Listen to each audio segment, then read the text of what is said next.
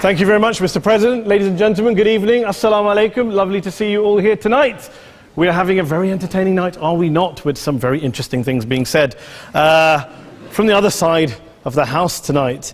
Let me begin by saying, as a Muslim, as a representative of Islam, I would consider myself an ambassador for Islam, a believer in Islam, a follower of Islam and its Prophet.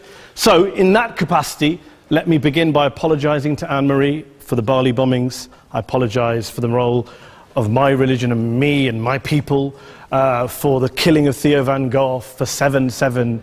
Yes, that was all of us. That was Islam, that was Muslims, that was the Quran.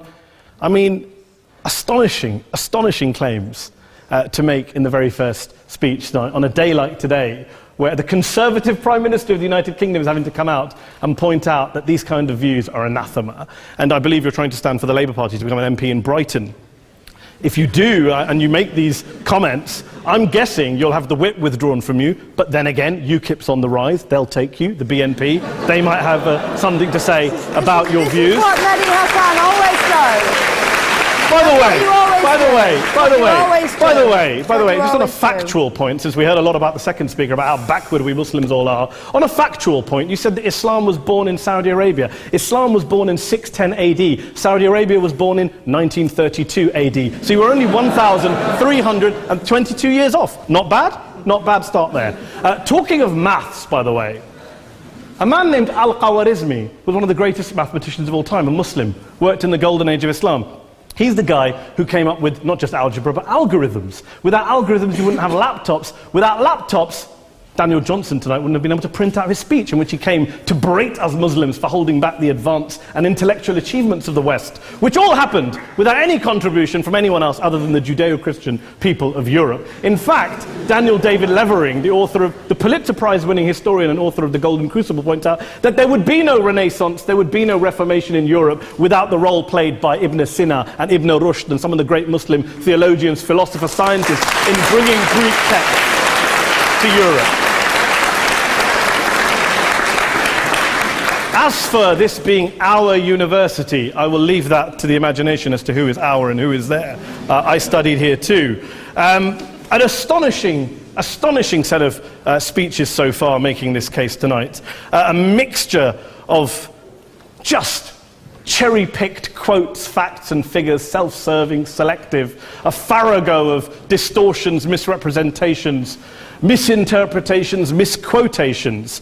Daniel talked about my article in the New Statesman, which got me a lot of flack, where I talked about the anti-Semitism that is prevalent in some parts of the Muslim community, which indeed it is. Of course, I didn't say in that piece that it was caused by the religion of Islam. In fact, modern anti-Semitism in the Middle East was imported from, finish the sentence, Judeo-Christian Europe, where I believe some certainly bad things happened to the Jewish people. In fact, Tom Friedman, Jewish-American columnist in the New York Times, told me in this very chamber last week that he believed, had Muslims been running Europe in the 1940s, 6 million extra Jews would still be alive today. So I'm not going to take lessons in anti-Semitism from someone who's here to defend the Judeo-Christian values of a continent that murdered 6 million Jews.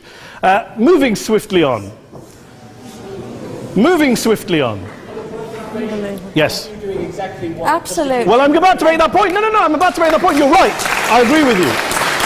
I agree with you 110%. That is my point. I don't think Europe is evil or bad. I'm a very proud European. I don't want to judge Europe on that basis, but if we're going to play this gutter game where we pull out the Bali bombing and we pull out examples of anti-Semitism in the Islamic community, then of course I'm going to come back and say, well, hold on. I mean, look, let's be very clear. Daniel here was a last-minute replacement for Douglas Murray, who had to pull out. And Douglas and I have a well-documented differences, but to be fair to Douglas, as to be fair to Anne-Marie and to Peter, atheists.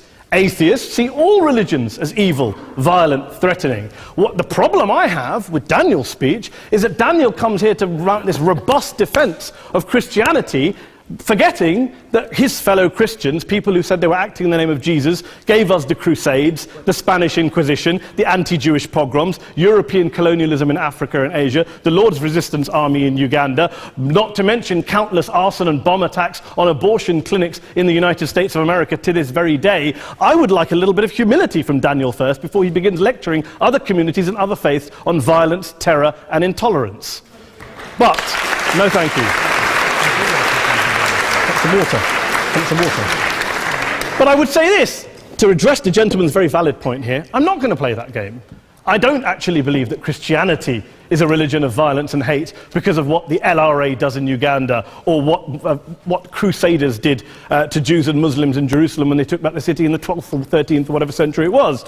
I believe that Christianity, like Islam, like pretty much every mainstream religion, is based on love and compassion and faith. I do follow a religion in which 113 out of the 114 chapters of the Quran begins by introducing the God of Islam as a God of mercy and compassion. I would not have it any other way. I don't follow a religion which introduces my God to me as a God of war, as some kind of Greek God of wrath, as a God of hate and injustice. Not at all. As Adam pointed out, you go through the Quran and you see the mercy and the love and the justice. And yes, you have verses that refer to warfare and violence. Of course it does. This is not a motion about pacifism. I'm not here to argue that Islam is a pacifistic faith. It is not.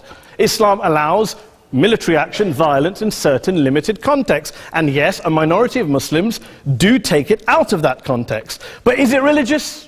Well, we talked about Woolwich. Daniel and Anne-Marie have suggested that it's definitely religion that's behind all of this. Well, actually, what I find so amusing tonight is we're having a debate about Islam. And the opposition tonight have come forward. We have a graduate in law, a graduate in modern history, a graduate in chemistry.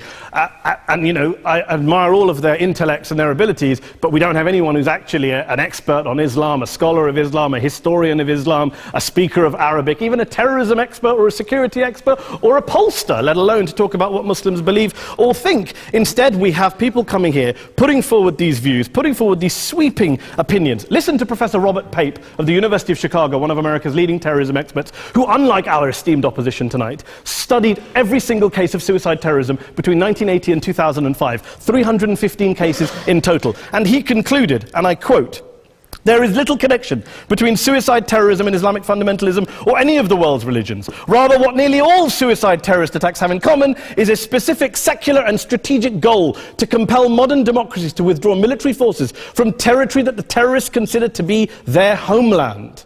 And the irony is, when we talk about terrorism, the irony is that the opposition and the Muslim terrorists, the Al-Qaeda types, actually have one thing in common. Because they both believe that Islam is a warlike, violent religion. They both agree on that. They have everything in common. Osama bin Laden would be nodding along to everything he's heard tonight from the opposition side. He agrees with them. The problem is that mainstream Muslims don't. The majority of Muslims around the world don't. In fact, a gentleman here started quoting all sorts of polls. Gallup carried out the biggest poll of Muslims around the world, of 50,000 Muslims in 35 countries. 93% of Muslims rejected 9/11 and suicide attacks, and of the 7% who didn't, they all, when polled and focus grouped, cited political reasons for their support for violence, not religious reasons. And as for Islamic scholars and what they say, well, Daniel talks about our University of Oxford. We'll go down to Oxford Centre for Islamic Studies, get hold of a man named Sheikh Afifi al-Akiti, who is a massively well-credentialed and well-respected Islamic scholar, who has studied across the world, who in the days after 7/7 published a fatwa denouncing terrorism in the name of Islam, calling for the protection of all non-combatants at all times, and describing suicide bombings as an innovation with no basis in Islamic law. Go and listen to Sheikh Tahir al-Qadri, one of Pakistan's most famous Islamic scholars, who published a 600-page fatwa condemning the killing of all innocents and all suicide bombings unconditionally without any ifs or buts.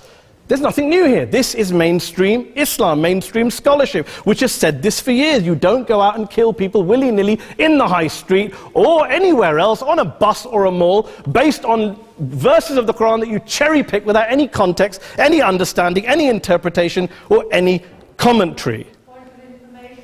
Please. What about stoning of women, for example, in such Well, It doesn't happen, apparently. I didn't say it doesn't happen at all. I never said it didn't happen. I don't blame Islam. Yes, it's a very good point. And a lot of us are campaigning against that. And we're campaigning against it in the name of Islam. We're campaigning against it in the name of various interpretations of Islam. Anne-Marie comes and scares us with her talk of Sharia law. I would like to see the book of Sharia law. It doesn't exist. People argue over what Sharia law is. And you empower the extremists by saying there is only one version. You empower them all. I don't believe you took any interruptions, Anne-Marie, so I think you should stay there for a moment. Several countries. Here's what we're dealing with. Here's what we're dealing with. We are dealing, I took your point.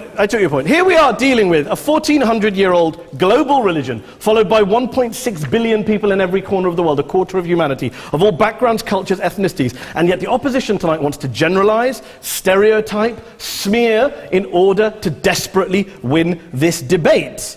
And here's my question, if we're going to generalize and smear. If, okay, people say yesterday's bombers, and we've got to be careful, there's a trial going on, were yesterday's attackers, motivated by Islam? Big debate. I don't believe they were. Let's say they were. Let's say Faisal Shahzad, the Times Square bomber, was motivated by Islam. Let's assume, for sake of argument, that Richard Reeves, the shoe bomber, was motivated by Islam. If Islam is responsible for these killings, if Islam is what is motivating these people, and Islam is therefore not a religion of peace, a religion of war, then ask yourself this question: why aren't the rest of us doing it? Why is it such a tiny minority of Muslims are interpreting their religion in the way that the opposition claim they are? Let's assume there are 16,000 suicide bombers in the world. There aren't. Let's assume there are for the sake of argument. That's 0.001% of the Muslim population globally. What about the other 99.99% of Muslims who the opposition tonight either ignore or smear? The reality is that the rest of us aren't blowing ourselves up tonight. The reality is that the opposition came here tonight not worried about the fact that me and Adam might pull open our jackets and blow ourselves up tonight because we're followers of a warlike warrior religion which wants to take over Europe and Daniel's university. The issue is this. The issue is this. Unless the opposition can tell us tonight, and Peter Atkins is here, one of our great atheist intellectuals, can tell us tonight, can answer this question tonight: why don't the vast majority of Muslims around the world behave as violently and aggressively as a tiny minority of politically motivated extremists? Then they might as well give up and stop pretending they have anything relevant to say about Islam or Muslims as a whole. Ladies and gentlemen, let me just say this to you. Think about what the opposite of this motion is. If you vote no tonight, think about what you're saying the opposite of this motion is. That Islam isn't a religion of peace, it's a religion of war, of violence, of terror, of aggression. That the people who follow Islam, me, my wife, my retired parents, my 6-year-old child, that 1.8 million of your fellow British residents and citizens, that 1.6 billion people across the world, your fellow human beings, are all followers, promoters, believers in a religion of violence. Do you really think that? Do you really believe that to be the case? They say that in the Oxford Union, the most famous debate was in 1933 when Adolf Hitler looked out for the result of the King and Country motion, where they voted against fighting for king and country, and Hitler was listening out for the result. Well, tonight, 80 years on, there are two groups of people around the world who I would argue are waiting for the result of tonight's vote. There are the millions of peaceful, non-violent, law-abiding Muslims both in the UK, Europe, Asia, Africa and beyond, who see Islam as the source of their identity, as a source of spiritual fulfillment, of hope, of solace. And there are the phobes, the haters, the bigots out there who want to push the clash of civilizations, who want to divide all of us into them and us and ours and their. Ladies and gentlemen, I urge you all not to fuel the arguments of the phobes and bigots. Don't legitimize their divisions. Don't legitimize their hate. Trust those Muslims who you know, who you've met, who you hear, who don't believe in violence, who do want you to hear the peaceful message of the Quran as they believe it to be taught to the majority of Muslims, the Islam of peace and compassion and mercy, the Islam of the Quran, not of Al-Qaeda. Ladies and gentlemen, I beg to propose this motion to the House. I urge you to vote yes tonight. Thank you very much for your time.